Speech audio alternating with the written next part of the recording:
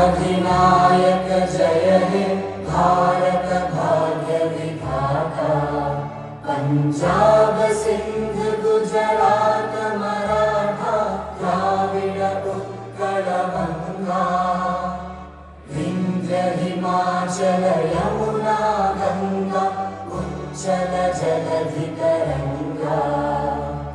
तव शुभ नामे जागे तव शुभ आशीष मांगे।